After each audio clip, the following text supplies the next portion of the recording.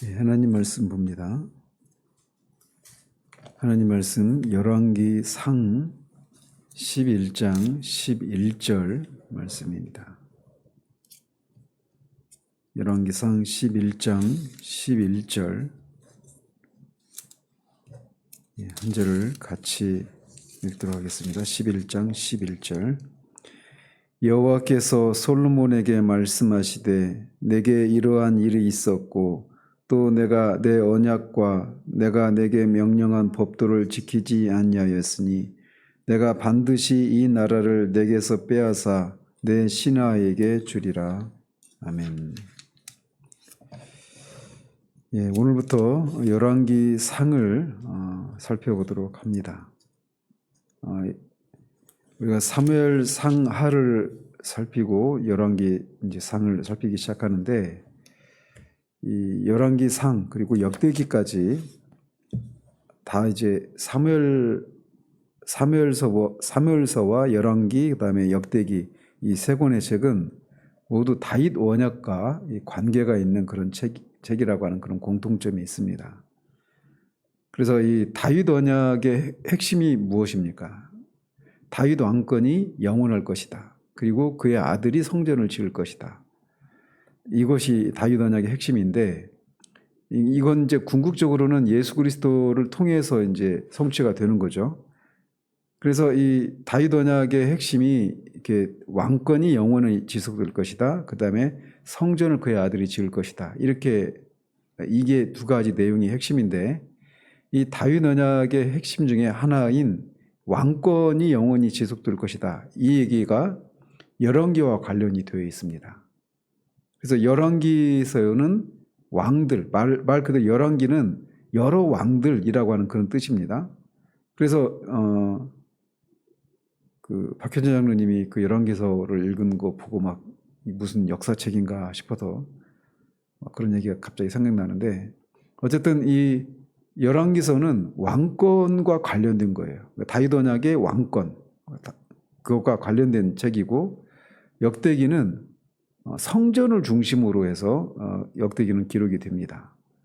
그래서 성전을 준비하는 것, 성전을 건축하는 것, 그리고 그 성전과 성전에서 드린 예배에 충실한 사람이냐 아니냐 이걸 가지고 이제 선함과 악함 이렇게 구분을 한단 말이죠. 그래서 이 전체적으로 이 다윗 언약을 중심으로 사무엘 상하, 그다음에 열왕기, 역대기 이게 다윗 언약과 관련된 그런 책들이다 이렇게 말을 할 수가 있어요. 그래서 오늘부터는 이제 열왕기상을 살필 텐데 우리말 성경은 열왕기 상하 이렇게 나누어져 있지만 원전은 이 하나의 책으로 되어 있습니다.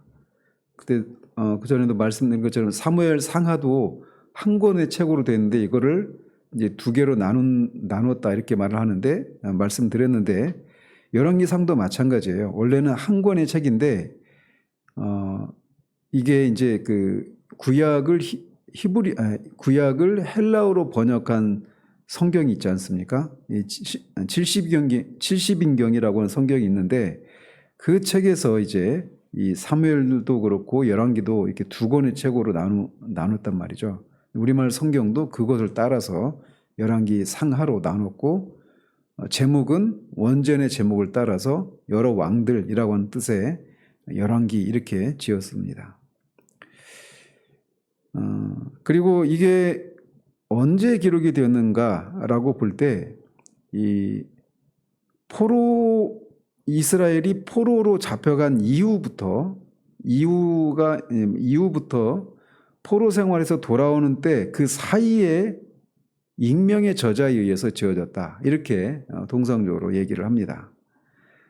이스라엘 백성들이 하나님의 말씀에 순종하지 않아서 하나님이 그들을 포로로 끌려가게 하시는데 그때가 주전 586년, 어떤 학자는 587년 이렇게 얘기합니다. 그래서 학자들마다 1년의 차이가 있는데 그때 586년에 이제 통상적으로 586년에 망했다 이렇게 말을 하는데 586년에 망해서 536년에 포로에 돌아옵니다. 그러니까 그렇게 보면은 50년 만에 돌아오는 거지만 이 포로로 끌려가는 것이 세 시기로 세 번에 걸쳐서 포로로 끌려가거든요.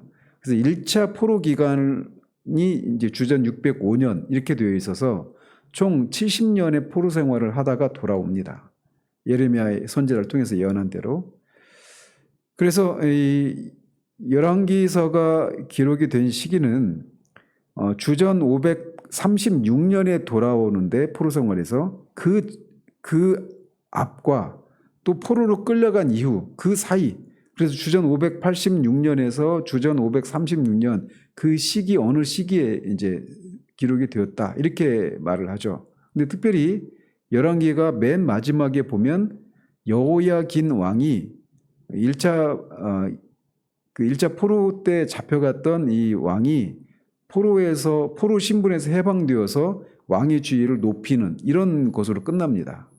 그래서 그런 사건이 기록이 된 걸 보면 그 사건이 561년이거든요, 주전.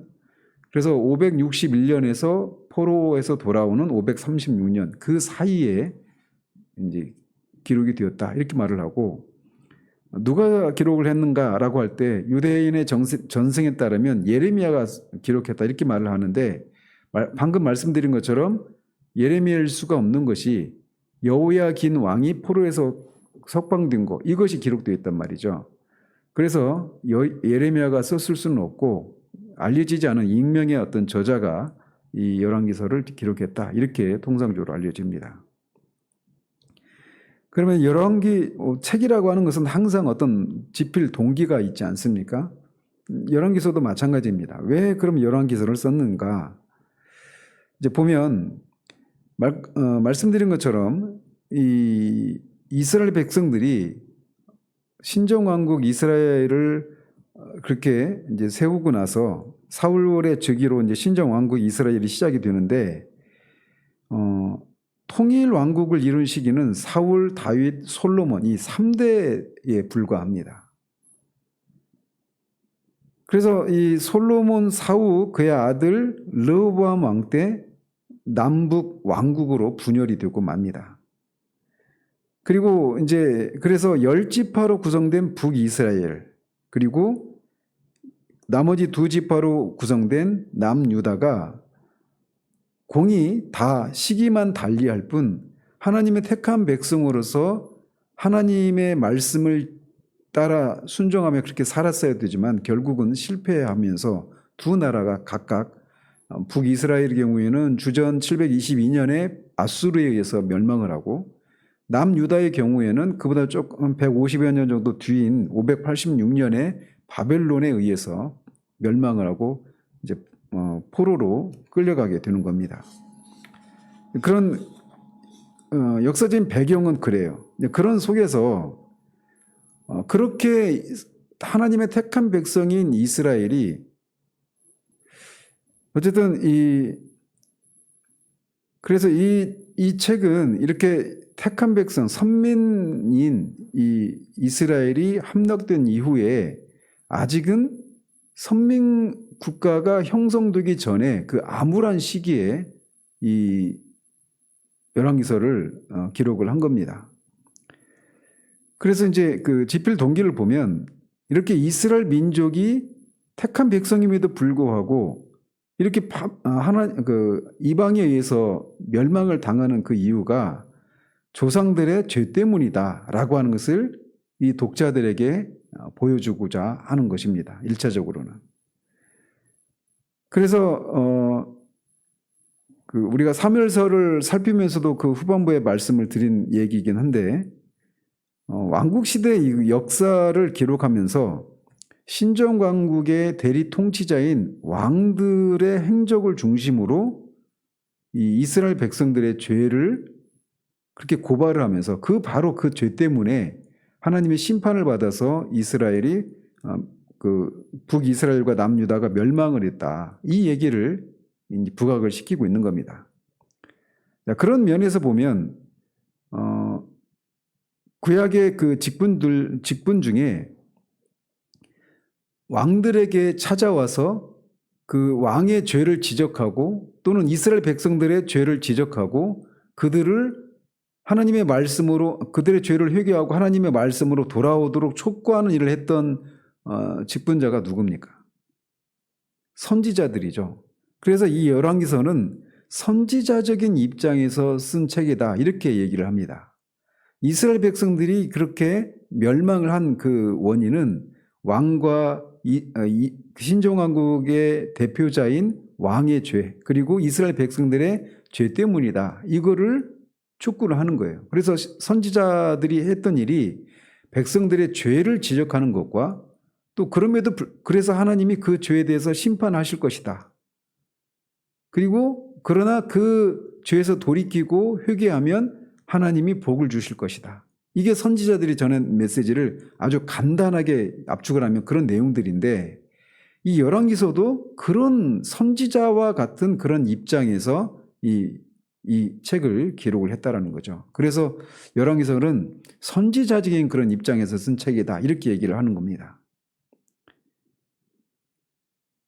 결론적으로 이 열왕기서를 통해서 이 과거에 대해서 이렇게 과거 이스라엘 백성들이 지금 현재 그런 지위로 이렇게 전락하게 된 원인이 이스라엘의 죄 때문이다 라고 하는 것을 부각을 시키는 거죠. 그러면서 이 책을 읽는 사람들로 하여금 우리는 이 조상들이 지었던 그런 죄를 짓지 말자. 우상숭배의 죄를 짓지 말고 또 조상들이 열강을 의지했던 하나님이 아니라 열강을 의지했던 그런 죄를 우리는 짓지 말자. 이런 한 가지 목적이 있습니다. 그래서 죄를 지적하고 우리는 또 그 죄를 짓지 말자라고 하는 이런 소극적인 측면의 목적도 하나가 있고 또 하나는 그럼에도 불구하고 이스라엘이라고 하는 나라는 없어졌지만 왕국은 없어졌지만 여전히 이 이스라엘이라고 하는 선민, 민족은 여전히 남아있거든요. 그러면서 이스라엘 백성이 나라가 결국 망했지만 여전히 다윗에게 약속하셨던 이 왕권이 지속될 것이다라고 하는 이 약속이 여전히 유효하다라고 하는 것을 또 그렇게 또 부각을 시키고 있는 겁니다. 그래서 열왕기하 25장 맨 마지막 장에 보면 포로로 끌려갔던 여호야긴 왕이 앞에서도 말씀드렸던 것처럼 포로 지위에서 해방이 되면서 왕권이 회복되는 그런 장면으로 끝나요. 그래서 다윗 언약 때문에 이들의 죄악에는 불구하고 하나님이 비록 이들을 심판하셔서 나라가 없어지고 포로로 끌려갔지만 다윗에게 약속하셨던 그 왕권이 영원히 지속될 것이다라고 하는 그 약속은 여전히 유효하다라고 하는 것을 이 독자들에게 또 부각시키고 있는 겁니다. 그래서 열왕기하 맨 마지막이 왕권의 회복을 기록하는 것으로 끝나고 있어요. 그래서 앞에서는 그런 죄를 지적하고 우리도 그런 죄를 짓지 말자. 우리는 그런 죄를 짓지 말자. 이런 내용이라면 또 동시에 우리가 그런 죄에도 불구하고 여전히 국가는 없어졌지만 민족은 남아있고 또 왕이 그렇게 회복되는 것을 통해 하나님이 다윗에게 약속하신 그 다윗 언약이 영원히 지속될 것이다라고 하는 그런 소망을, 희망을 품고 책이 마무리되고 있다라는 겁니다. 그리고 이제 뭐 나중에 또 역대기를 살필 때가 있겠지만 그때 이제 그때 말씀 더 상세히 드리겠지만 말이 나온 김에 역대기는 어떤 관점이냐면 다윗 언약의 하나의 핵심은 성전을 그의 아들이 지을 것이다 라고 하는 것이었다고 말씀드리지 않았습니까? 그래서 역대기는 성전을 중심으로 기록을 합니다. 그래서 성전을 건축하고 성전을 이제 성전 건축을 준비하는 거, 그리고 성전을 건축하는 거, 그리고 성전에서 그 제사를 온전히 드리느냐 드리지 않느냐 이런 관점으로 성전을 중심으로 해서 역대기는 기록을 합니다. 그래서 성전과 관련돼서 성전 제사와 성전 예배와 관련된 그런 일을 하는 직분자가 누굽니까? 제사장이죠. 그래서 이 역대기는 제사장적인 관점으로 기록한 책이다. 이렇게 얘기를 합니다. 그래서 역대기도 여전히 그렇게 성전 제사를 온전히 지키지 않았기 때문에 결국은 포로로 끌려간다. 그런데 역대기도 맨 마지막 장에 보면 고레스 원년에 하나님께서 칙령을 발표하게 하셔서 이스라엘 백성들을 포로에서 고국으로 돌아가게 합니다. 근데 고국으로 돌아가게 하는 목적이 뭐냐? 성전을 건축하라고 돌아가라고 해요. 그래서 역대기도 다윗 언약이 지금 표면상으로는 중단된 것 같지만 결국은 성전을 다시 건축하고 이제 다윗 언약이 여전히 유효하다라고 하는 것을 보여주면서 끝납니다. 그래서 열왕기에서 왕권, 그리고 역대기에서는 성전, 이 두 가지가 다윗 언약이지 않습니까? 그래서 이게 결국은 다윗의 후손으로 오실 예수 그리스도를 통해서 메시아의 왕국이 건설되고 그 나라가 영원히 지속될 것이라는 것과 그의 십자가의 죽으심과 다시 사심을 통해서 참 성전인 교회를 세우시는 것을 통해 그게 성취가 된단 말이죠. 다윗 언약이. 그래서 열왕기와 이 역대기가 그런 관점으로 읽으면 이제 그게 성경이 보입니다. 그래서 수많은 똑같은 사건의 반복, 그리고 수없이 많은 그런 족보 이야기, 이런 것들이 다 이 왕권과 성전이라고 하는 이 두 가지 큰 주제로 엮으면 다 이제 열왕기와 역대기가 이제 읽히게 되는 거예요. 어쨌든 그래서 이 열왕기는 이렇게 왕권이 이제 다윗 언약의 왕권을 중심으로 해서 전개가 되는 겁니다. 그래서 열왕기상도 이제 열왕기상을 이렇게 크게 나누면 1장에서 11장까지, 그리고 12장에서 마지막 장까지 이렇게 나눌 수가 있습니다. 그래서 1장에서 11장까지는 통일왕국 시대를 가리키는데 그 통일왕국의 마지막 통일왕국의 마지막 왕이 솔로몬이지 않습니까? 그래서 솔로몬의 등극과 그가 성전을 건축한 것, 그리고 치세들, 그리고 마지막 그 후반부 9장에 이제 10장, 11장 이 두 장에서는 그가 결국은 변질을 하고 그 왕의 지위로서 해야 될 일을 실패하는 이런 장면이 나오죠. 그리고 12장에서 22장까지는 분열 왕국 시대의 초기 역사가 기록이 되어져 있습니다. 그래서 어쨌든 이제 열왕기 상에서도 우리는 그리스도를 발견할 수 있어야 합니다. 왜냐하면 성경은 다 하나님과 그의 구원에 관한 뜻, 이게 성경이 우리에게 계시해주고 있는 핵심적인 내용이라고 웨스트민스터 신앙고백에서 배우지 않았습니까? 그래서 하나님의 구원에 대한 하나님의 뜻, 이건 결국 그리스도란 말이죠. 그래서 열왕기상도 여전히 그리스도가 우리에게 이제 그리스도의 필요성에 대해서 우리에게 보여주고 있는 겁니다. 그러면서 동시에 이 두 인물을 통해서 이제 이 예수 그리스도가 보여지는데 한 인물은 솔로몬입니다. 그래서 그가 이룬 왕국이 이스라엘에 있어서, 이스라엘 역사에 있어서 가장 번영하고 평화로운 시대였어요. 그런 이렇게 가장 번성하고 평화를 이뤘던 솔로몬 왕국은 결국 이 다윗의 후손으로 오셔서 하나님 나라를 건설하실 메시아 왕국의 그 번영과 평화, 참된 평화, 이거를 예표한다라고 말할 수 있습니다. 그래서 예표 또는 모형이라고 하는 말들을 우리가 종종 사용하는데 이건 완전한 그런 모델이 될 수는 없어요. 그래서 솔로몬 왕국도 그런 강성하고 평화를 누렸지만 후반부에는 결국 실패로 끝나지 않습니까? 그래서 참된 왕을 대망하는 그런 모습으로 이제 그리스도가 여기서 열왕기서에도 그렇게 발견이 되는 겁니다.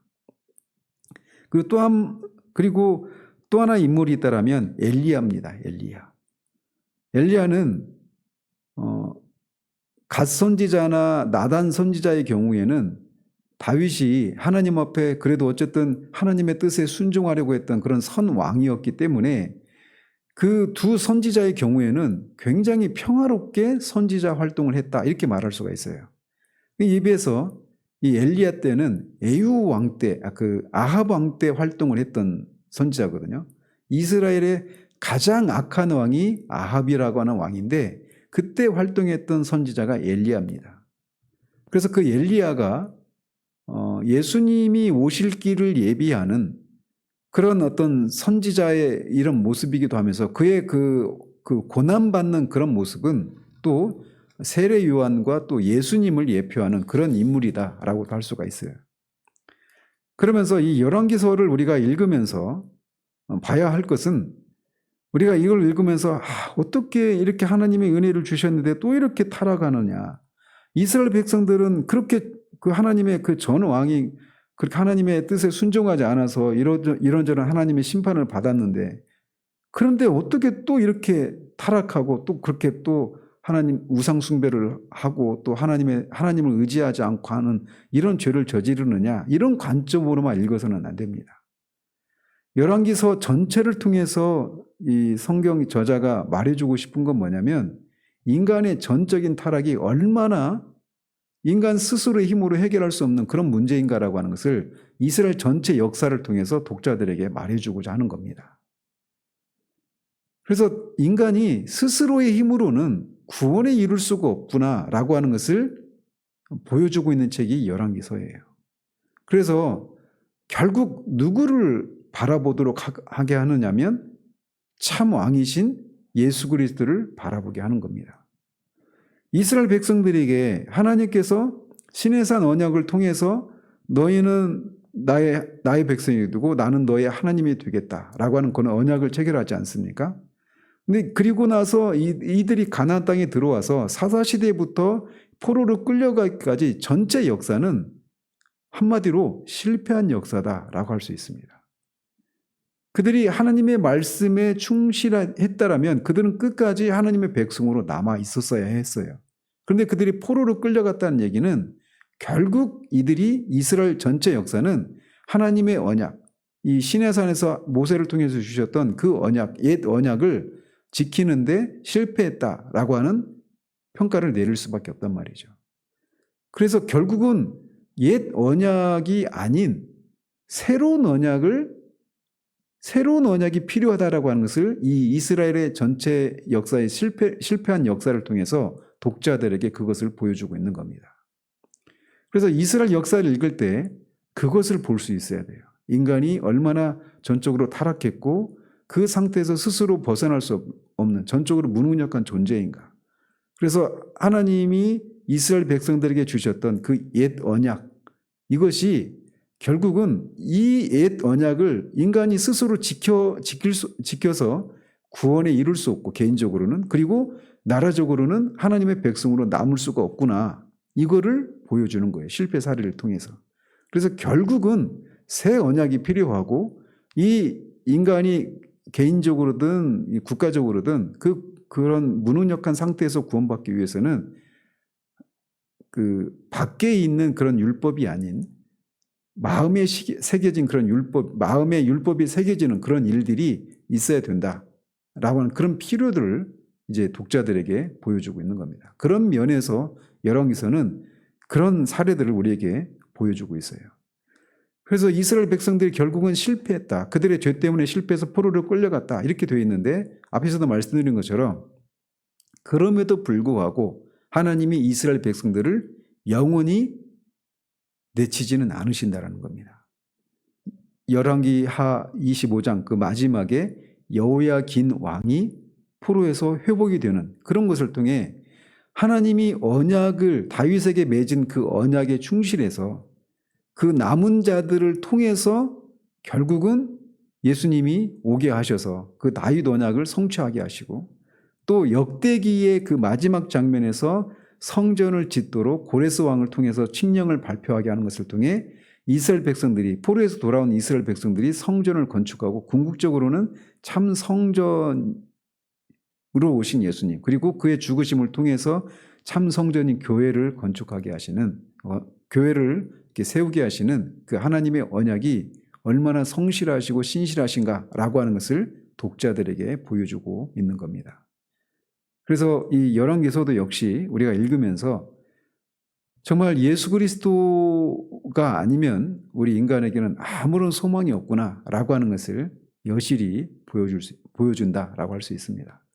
그래서 제가 사무엘서를 이어서 열왕기서를 살피는 것은 궁극적으로 이스라엘 역사 전체를 우리가 어느 정도 이렇게 얼개를 딱 형성하고 있어야 뒤에 이제 선지서들을 살필 때 선지서가 어느 시대에 어떤 이제 어떤 상황 가운데 했는지 이런 것들을 그런 배경 지식을 우리에게 보여주고 있단 말이죠.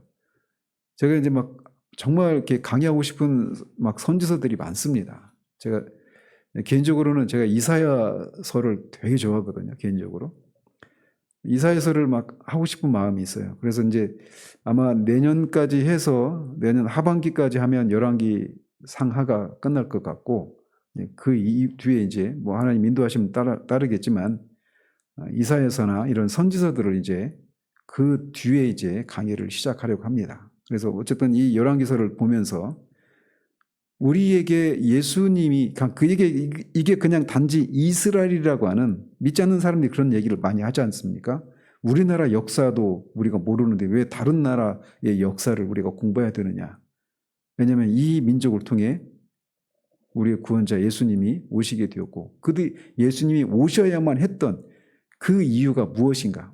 그리고 그것을 통해서 우리 이스라엘이라고 하는 민족성이 아니라 인간이라고 하는 존재가 어떤 존재인가를 우리에게 알려주기 때문에 우리는 이것을 살펴야 될 그런 이유가 있는 것입니다.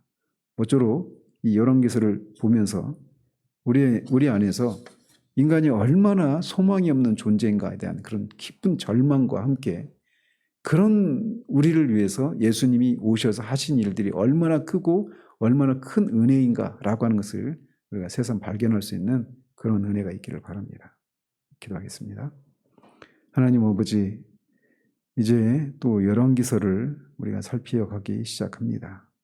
이 열왕기서를 살피는 내내 주의 성령께서 우리에게 깨달음을 주셔서 인간이라고 하는 존재가 얼마나 소망이 없는 존재인가를 하나님 아버지가 발견할 수 있도록 도우시고 그런 소망이 없는 인간을 하나님이 얼마나 오래 참으시고 또 하나님이 그들을 구원하시기 위해서 하신 일들이 얼마나 큰 은혜인가를 아버지 하나님 우리가 깊이 발견할 수 있는 그런 은혜를 허락해 주시기를 원합니다.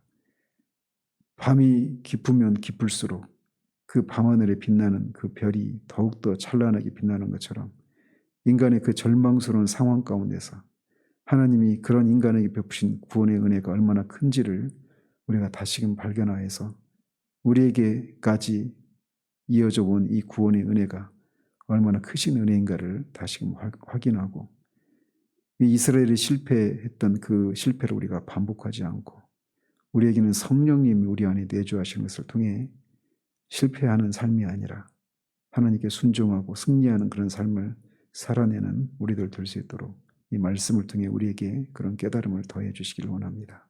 예수 그리스도 이름으로 기도합니다. 아멘.